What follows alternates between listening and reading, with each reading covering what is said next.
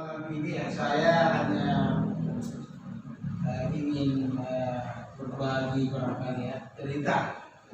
Kalau kita terlalu tinggi bahasanya kan mungkin tidak dimengerti ya. Bahasa sederhana aja. Saya mulai dari kita singkat-singkat ini karena waktunya sampai saja. Dari perjalanan saya, alhamdulillah saya ditakdirkan oleh Allah Subhanahu Wa Taala itu mondok, bukan mondok juga ya, datang ke Gunung Tembang itu pada umur 18 tahun. Siapa punya umur 18 tahun sih? Dari mana ya? Umur 18 tahun muda. Pertama SMA. Itu saya pertama. 18 tahun sudah di Gunung Tembang. Mungkin kalian kemarin lahir gitu ya. Tahun 1985. Berapa sekarang aja? 36 tahun yang lalu. Nah, dari 30 tahun yang lalu ini barulah saya keluar. Ini lama sekali ya sekalian. Makanya ini Ustaz siapa namanya? Ustaz Aris ini ya, Aris ya? Hakim. Hakim. Ini saya lihat di Gunung Tembang dulu. Ini jarang bicara ini. Jarang bicara, pendiam. Sama dengan Ustaz Hidayat. Tahu semua tuh. Itu penasihat tahu semua tuh. Oh ini pendiam. Ini yang selalu masuk. Ini yang ya begitu juga. Itu sudah masuk. Alhamdulillah saya kaget ketemu di sini, ya. Saya ketemu di sini, alhamdulillah jadi pembina di Alhamdulillah sekali ya. Jadi saya mulai perjalanan saya dulu ya supaya ada ini kan motivasi, ya, motivasi kepada kalian bahwa apa yang kita sudah lakoni sekarang ini adalah Anda harus bersyukur. Jadi saya itu datang ke Gunung Tembang, belum ada listrik, ya, belum ada biaya berapa nih. Kami mungkin 5 tahun ini pakai genset, ya kan? Kalau genset enggak? Jam 7 maghrib dihidupkan, jam 10 harus mati, jam 2 harus, jam 1 harus, jam 2 harus bangun untuk sholat lain. Di sini kan sholat juga ya? Sholat juga kan? Ya, kasih. Dan sholat lainnya itu pada waktu itu dihukum. Siapa jadi itu? Hukumnya mencabut. Di sini kan tidak ada lahan kan? Kalau di Gunung Tembang itu luas. Ya kalau saya tidak salah sekarang itu sudah 200 hektar, sudah 6 RT ya. Luas sekali. Sehingga kalau santri-santri yang tidak ikut Qiyamul Lail tidak dipukul, dihukum aja mencangkul. Cangkul 10 kali 10 meter. Nah, cangkul itu. Sehingga habis dicangkul, besok lagi mencangkul, sudah cangkul dirata semua tanah singkong. Jadi ini singkong apa ini? Ini adalah hukuman orang yang tidak ikut sholat lain. Nah, ada manfaatnya kan? Ada manfaatnya. Makanya kita dapat singkong, kita pakai sama-sama karena hukumannya adalah hukuman yang tidak ikut sholat lain.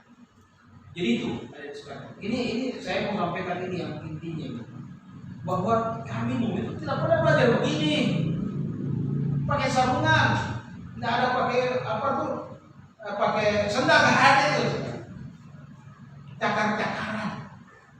Untungnya di Gunung Tembang itu luas, ada danau, ya banyak lahan sehingga kalau kita lapar ya pergi ke kebun, sembunyi. Kalau kita mau makan ikan kita mancing malam-malam dapat gabus, itu aja. Belajar bisa belajar keindahan lampu. Tetapi ada yang perlu tahu bahwa apa yang terjadi ini, yang seluruh Indonesia ini, yang dilakoni oleh kawan-kawan atau ustaz-ustaz kita yang masih muda-muda itu sudah pernah disampaikan kepada kita semua. Nanti begini sudah sampai, ya, ini sudah sampai. Pada waktu itu hanya Gunung Tembak, terus Berau Samarinda, ya kan, dengan Grogol, nggak ada lagi itu. Nah, tempat hukumannya, misalnya gini ya, saya sampaikan. Jadi misalnya ada santri tidak boleh keluar rumah, tidak boleh keluar kampus, kampusnya tidak di apa itu, tidak dipagar, tidak boleh keluar. Ya, ini mungkin Ustaz Adim itu masih tahu gitu, tidak boleh keluar. Dipagari, bukan dipagari pakai tembok, enggak, tidak boleh keluar. Siapa santri yang besar atau KMMK atau santri ini yang besar yang melanggar, dikirim ke ada namanya Grogol. Grogol itu dari Gunung Tembak harus melalui laut baru dikirim hutan, di hutan. Itu namanya sekarang menjadi cabang DPD tidak gula Grogol di hutan yang banyak ulangnya, ya, yang banyak monyetnya. Di situ dihukum anak-anak yang tidak mau belajar dan tidak mau taat dan banyak pelanggaran. Itu hukumannya. Nah, ya begitu ya.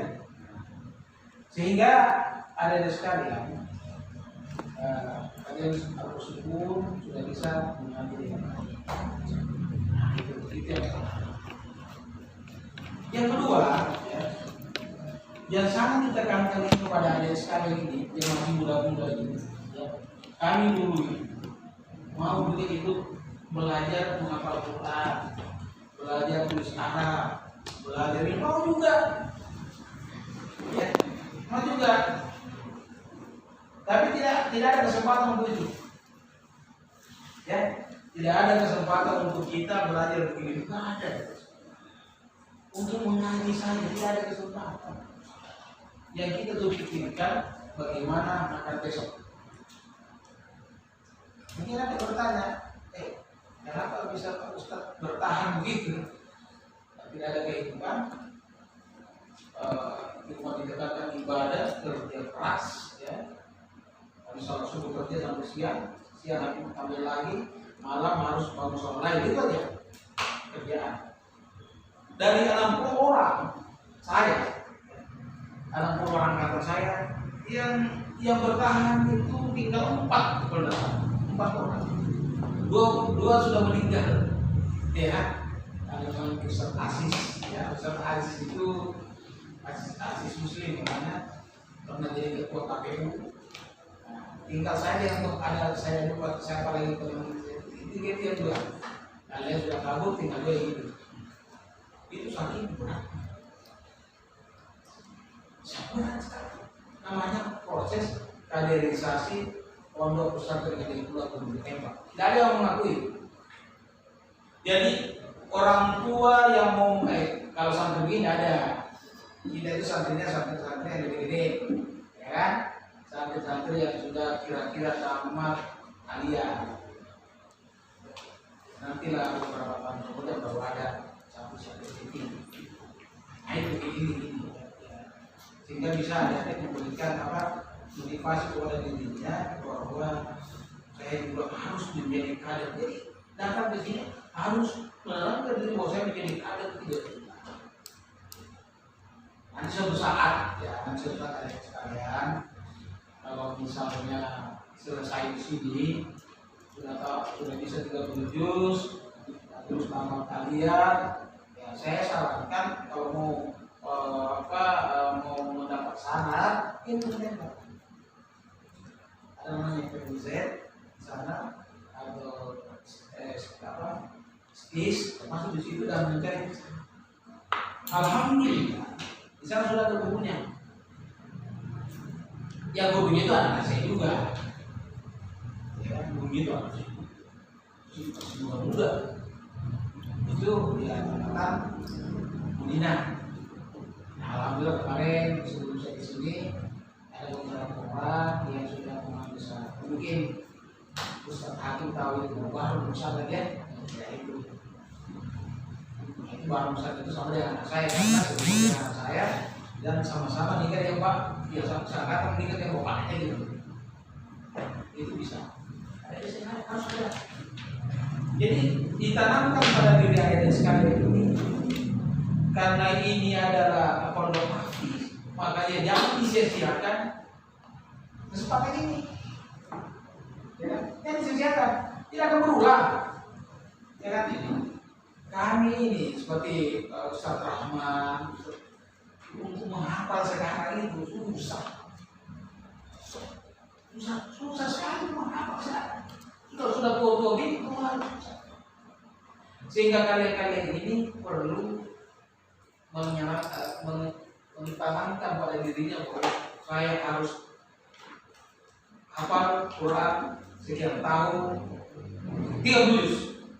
Ya, alhamdulillah kalau saya sibuk menghafal, tapi baru saja di Indonesia, artinya mungkin gitu ya, baru 1 orang. Yang lain itu ya ada yang 10, ada yang 19, atau yang ada kecil yang masih mungkin itu dari lain semua. Kalau dia salah satu, dia tidak ada. Jadi tidak rugi sekali. Kalau namanya penghafal, ilmu apa saja suatu saat anda apa namanya kalian ini memasuki, semua gampang semua. Apakah ilmu ekonomi, ilmu teknik, semua gampang. Tapi hafal lulus, menghafal dulu basicnya itu menghafal. Dan saya ya alhamdulillah saya cerita ini karena saya sudah lakukan. Anak saya 5-5-nya ya, 5 saya tidak ada ijazah SMP. Atau sama dia ya, tidak ada ijazah SMP. Tidak ada. Bersamaan aja karena begitu selesai SD menghafal 3 tahun habis masuk SMA. Kok bisa Ustaz? Bisa. Tidak belajar tapi bisa masuk. Nanti saya jadikan jasa bersamaan. Bisa. Habis itu dah masuk belajar SMA. Jadi gimana cara masuk belajar umum? Sementara dia tidak pernah belajar. Kan anjing aja kan? Oh bisa, bisa. Quran aja bisa dihafal. Apalagi untuk pelajaran begitu. Nah itu alhamdulillah seperti ya kan? Yang pertama orangnya jauh di sudah sana, sudah selesai dia marah juga. Yang kedua, ya ini juga perlu ada sekalian mungkin bisa dijadikan contoh. Bahwa pada waktu dites di Madinah yang kedua itu cuma 5 menit saja. Ditanya, kamu dari mana? Sekolah ini. Kamu sudah hafal Quran? Insya Allah sudah bisa. Bisa dites? Bisa. 5 menit selesai lulus. Ada juga dites beberapa ada sejak, ada hari, macam-macam. Tergantung dari doanya, ya kan? Makanya adik-adik sekalian, jangan kalau misalnya sudah pulang ke rumahnya, ya pulang ke rumahnya minta doa kepada Tuhan. Tolong doakan saya supaya saya maafkan. Yang kedua, jangan sekali-sekali kalian itu ya berdosa kepada gurunya. Yang dihukum, nggak apa-apa, ikhlas saja. Biar dulu sama ustaz kita, kalau pelanggaran kita ikhlas saja. Terus nggak pulang, kayak gini kita terus ikhlaskan. Insya Allah dan keikhlasanmu itu akan diberikan oleh Allah SWT. Ini sudah bukti nih, ya kan? Nah, ada anak saya yang satu itu tamat SMP habis Quran, masuk tahfiz, langsung masuk aliyah SMA Depok, kelas 2 langsung, kelas 2, udah mau kelas 1. Saya bilang, kamu udah kelas 1 lah, mana saya kelas 2 aja nih, kan tidak ada pelajaran, saya bisa. Ya kalau mau silahkan aja, bukan saya melapor, bisa. Dia di semester setelah itu masuk semester kok bisa rajin 1 padahal tidak pernah belajar. Kenapa sih begitu? Karena dia mempelajari Semua ilmu yang dipelajari coba di hadis. 2 tahun saja itu sudah langsung ke Malaysia. Ya, misalnya berpendidikan bahasa Inggris pula, keluar ada bahasa Arabnya, bisa juga 6 bulan selesai. Begitu ya. Jadi begitu sekali. Ini ada contoh, jadi contoh kasus yang saya sampaikan kepada sekalian. Kalau belajar Quran itu adalah luar biasa, jangan bermain. Jadi Ustaz, saya tidak belajar itu, kalau Ustaz apa itu dapat matematik apalagi, IPA apalagi, pokoknya Quran, beribacaannya, berdoa kepada Allah, beribadahnya, insya Allah ilmu apa saja yang kalian mau itu bisa. Ini sebagai apa namanya, sebagai contoh. Maka anak saya tadi saya ceritakan itu sudah dapat itu sama Mbak Muhammad karena dia jurusan perbankan. Selamat. Pendidikannya yang itu nomor sekolah itu. Nah, itu adalah program sebetulnya. Yang ini bukan dia saya harus sendiri. Baik. Yang keempat, ya. Jadi kalau saya dulu itu di Gunung Tembak, ya, bahkan apa namanya, dosen-dosennya Pak Ustadz ini, Pak siapa Pak Hakimnya, ya, dosennya tuh Pak Hakim itu adalah murid saya kayak gini, kayak Pak Lukman, terus Dokter Hakim, siapa namanya itu si Pak Rektor namanya itu, Pak Dokter Amodin, itu akan dibawa aja. Begitu juga dia melalui itu pendidikannya, sekali tidak sebagus yang ada. Jangan sekarang.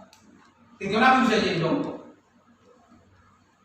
Kenapa bisa jadi dokter? Saya tahu persis. Karena saya mengasuh. Ya, saya mengasuh, saya yang apa namanya, ya ngajarin semula dari SD sampai SMA. Ya kan, saya waktu tahu jadi dosen, jadi rektor. Kenapa sekali? Karena itu yang saya katakan tadi, ikhlas. Ya, dia menurut itu ikhlas. Dia tidak punya nanti kalau saya besar begini. Kalau Anda ini, kalian semua ini, kita kalau saya bisa menjadi mujahid. Mujahid, aku berjuang agar tahu saya baik. Terus saya bilang, nanti saya mau jadi presiden, nanti akan diberikan juga itu. Ya, mau apa? Akan diberikan aja itu. Tapi ini dulu dicanangkan bahwa ini bahwa kita bergabung di sini, Anda bergabung di sini selain adik-adik sebagai penghafal Quran, canangkan dirimu bahwa saya adalah mujahid. Kamu mujahid kan? Ya. Jangan bawa nanti saya Ustaz jadi penjualikan duit. Jadi mujahid. Tapi misalnya mujahid penjualikan tidak apa-apa. Ya kan? Saya mau jadi pelonggaran tidak apa-apa, dia bilang. Kayak apa tidak apa-apa. Sampaikan pernah mungkin sering Ustaz sampaikan bagaimana doanya itu Abdurrahman bin Auf itu berdoa kepada Allah, ya Allah miskinkan saya, ya Allah miskinkan. Saking kayanya itu miskin, tidak bisa. Ya, tidak bisa miskin karena sudah ditakdirkan menjadi kaya. Sampai kan ada cerita itu. Pada waktu itu dia karena dia mau miskinkan dirinya, maka kurma yang musuh-musuh dia beli. Dia beli semua tuh. Pokoknya kurma yang musuh saya beli, saya mau habis uang ini. Saya beli, baru simpan di lapangan biar yang musuh biar tidak ada yang beli. Kenapa tiba-tiba ada penyakit di negeri Afrika itu? Satu negeri penyakitnya, obatnya itu adalah apa namanya, kurma busuk. Dibelilah itu lagi dan harganya berlipat-lipat. Jadi kalau Allah sudah mentakdirkan kita tidak miskin, maka tidak akan miskin. Itu ya. Sekalian. Jadi pertama yang tadi saya sampaikan itu ada beberapa poin itu dicatat. Jangan berdosa kepada orang tua, kita doanya, jangan berdosa kepada Guru-guru yang ada di dunia kita adalah perbaiki ibadah. Nah kalau itu sudah kamu lakukan, mujahadah itu kamu sudah lakukan, apapun yang kalian lakukan, apapun yang kalian inginkan, insya Allah akan tercapai. Saya dulu ya, walaupun pada waktu itu saya mengirim surat kepada orang tua. Saya mengirim kepada ibu ibunda, ayahnya dan ibunda di rumah. Intinya bahwa saya tidak mau dikirim uang. Wih, orang tua saya menangis. Kenapa saya dikirim uang ini? Di mana makannya? Di bagaimana pakaiannya? Ya, karena waktu itu kita didoktrin oleh guru oleh ustaz saya. Dan saya yang ustaz itu, saya 12 tahun sama. Jadi masalah biasa ya 12 tahun. Artinya 12 tahun saya itu dia meninggal. Jadi meninggalnya ustaz itu seumur saya sekarang ini. Sudah sekali. Dia doktrin kepada santri-santri sekalian, bagaimana kita memfungsikan Allah itu? Bagaimana? Ya salah satunya jangan dikirimi, jangan begini, jangan minta kepada orang tua. Minta. Ya kita buktikan, kita jangan sampai mulai sekarang ini jangan lagi saya dikirim uang. Karena ini baru sekali dikirim. Dan alhamdulillah bisa hidup. Ya, itu bisa hidup. Bisa juga macam-macam. Jadi apapun yang kita bayangkan sekarang itu, insya Allah kalau memang itu niat yang lurus akan terjadi. Contohnya misalnya, Ustaz Abdullah Zain dia pernah bercerita, ini nanti suatu saat partai ini kan waktu itu mungkin tidak itu akan menjadi 50 Pak maksudnya bisa ya masih Golkar dan sebagainya itu sudah dijawab. Nanti suatu saat ibu kota akan dipindahkan ke Balikpapan. Gimana logikanya gitu ya? Nanti Rusia akan runtuh. Padahal itu masih lama sekali. Jadi kita ini santri waktu itu karena lapar ya, jarang makan, kita cuma hiburan aja, itu hibur aja kita kan, itu semangat. Pakai lebih anu lagi kok, nanti suatu saat, ya, banyak anak-anak kita yang jadi sarjana, yang akan bertualang seluruh dunia. Waduh, tambah jauh lagi, saya bilang ini. Akhirnya tak beliau lagi, ini hayalan ini nggak bisa lagi. Pada waktu itu kami pakai sarung. Jadi sini tak pakai sarung kan?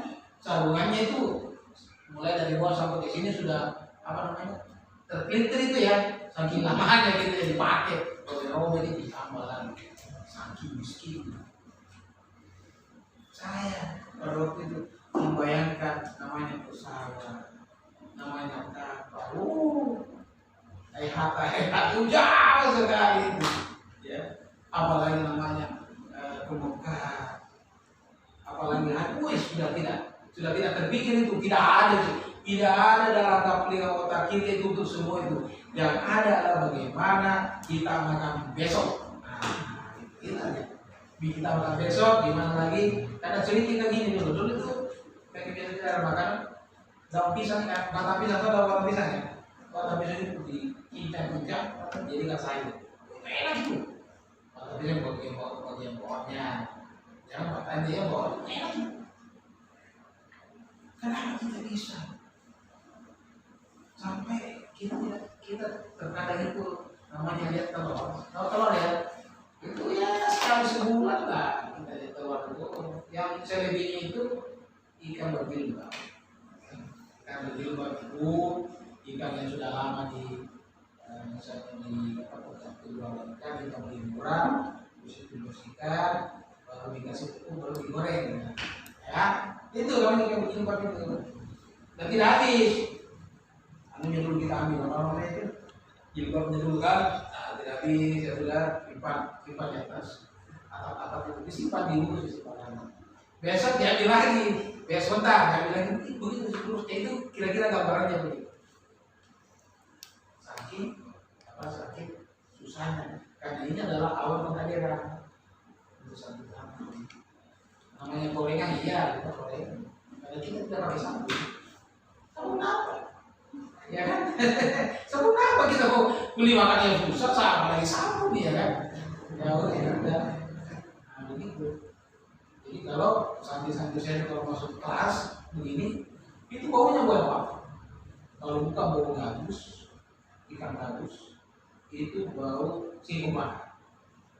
Kita lihat, ada lagi bau singkong bakar. Nah, ini ada di sana, saya ada di dalam meja. Saya belum makan tadi, saya makan dulu.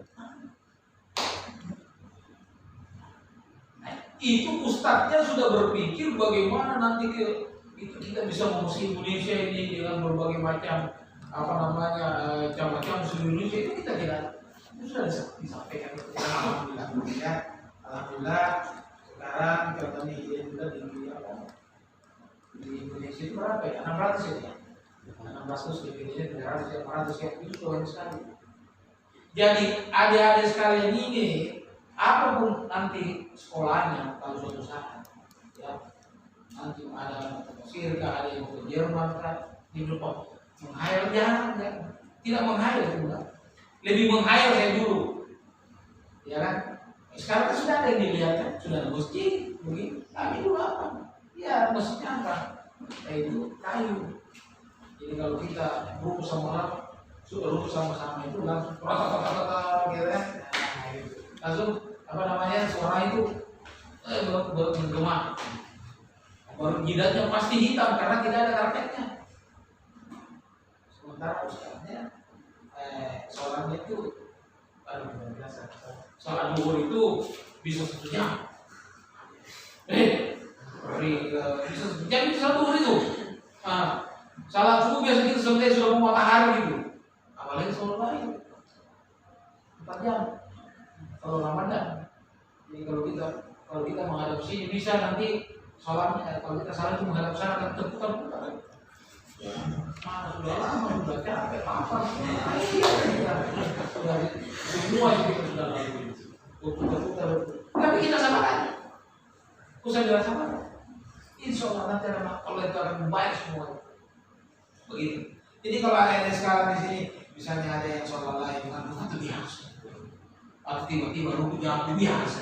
Ya biasa.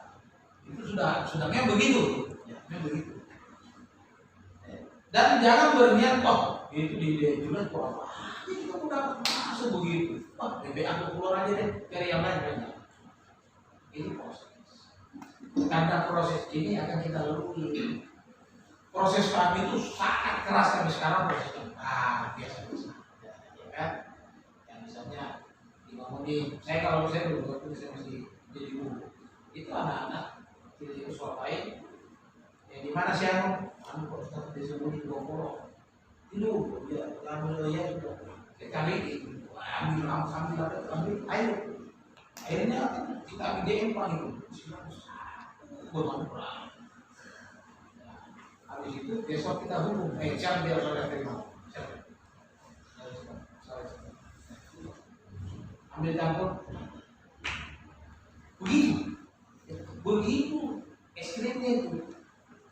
Kalau saya cerita sekarang kan, masa Ustaz iya kan tidak ada. Jadi kalau ada sekarang di sini misalnya ya, ini misal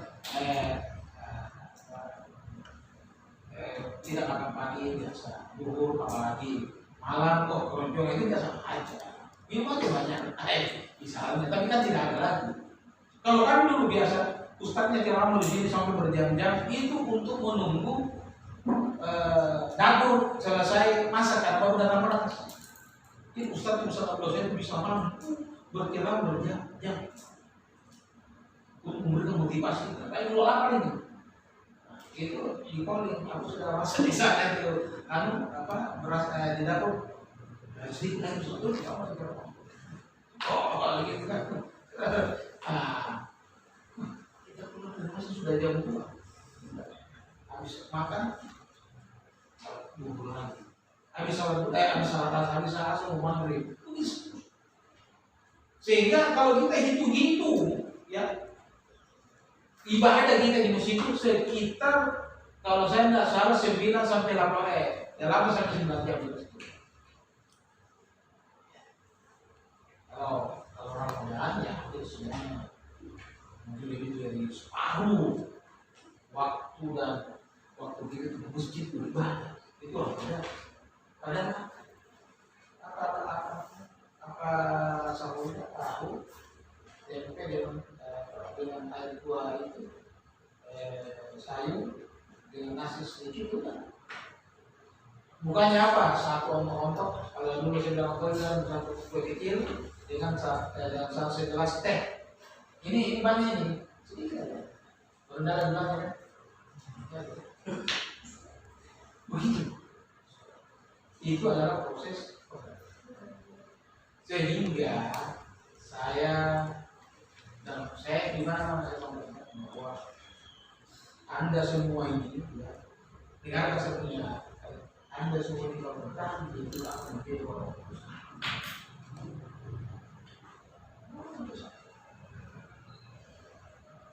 orang-orang yang akan memimpin tidak itu depan. Mungkin pernah di sini Ustaz Nasiru tentang Pak Ketua Umum.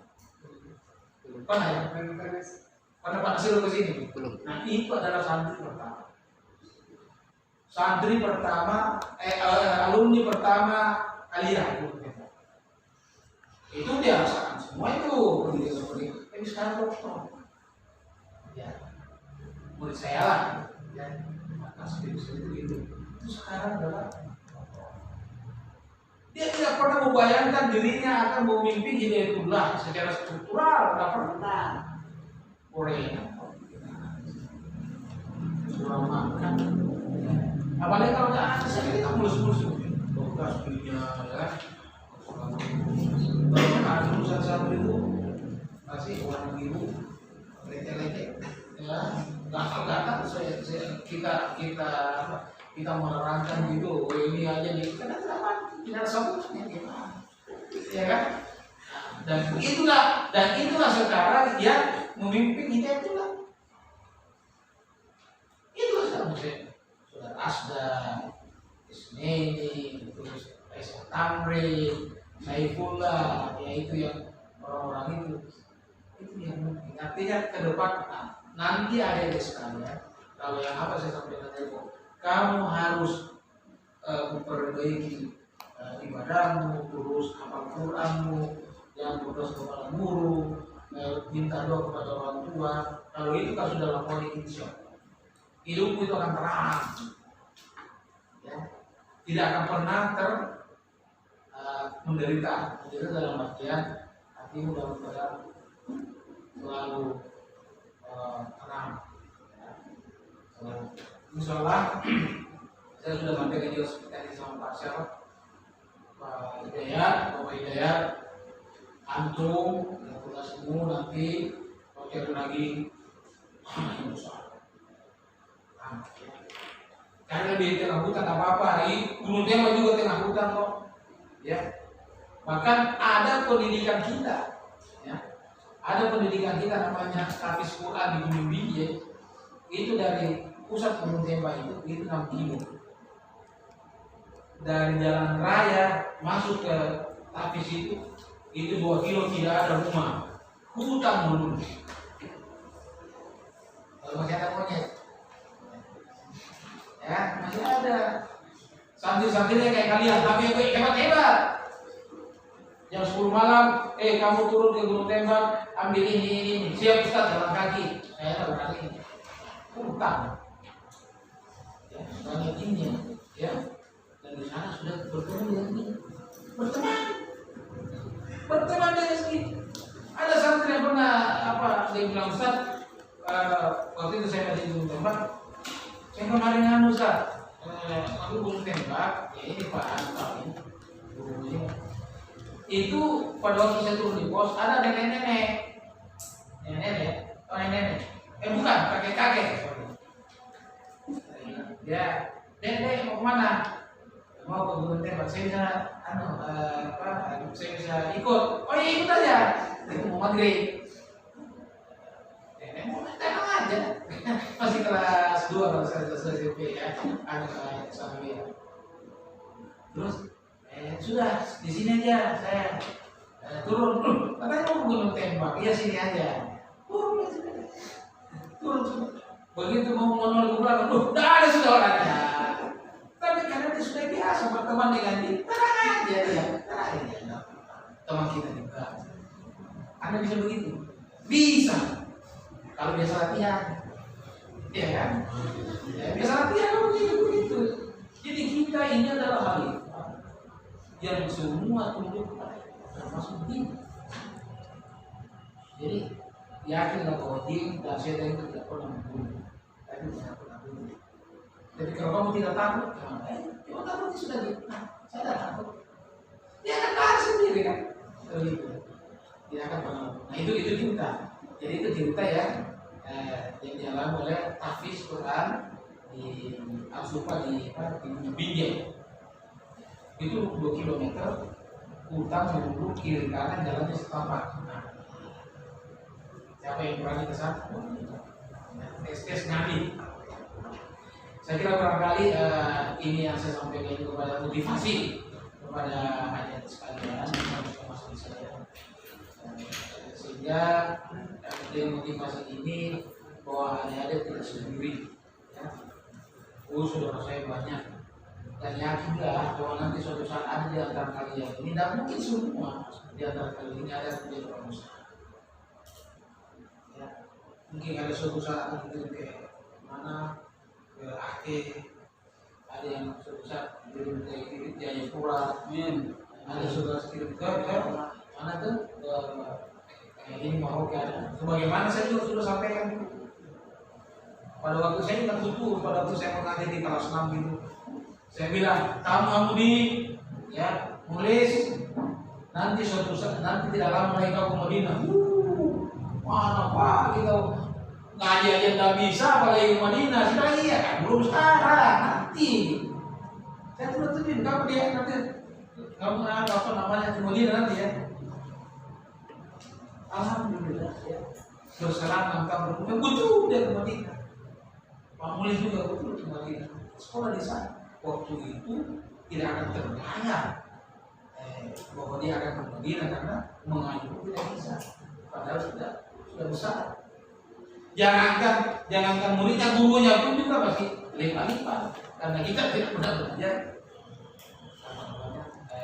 sebagaimana. Saya kira motivasi ini ya memberikan kepada adik sekalian ya, sehingga bisa ditanamkan bahwa apa yang kami sampaikan ini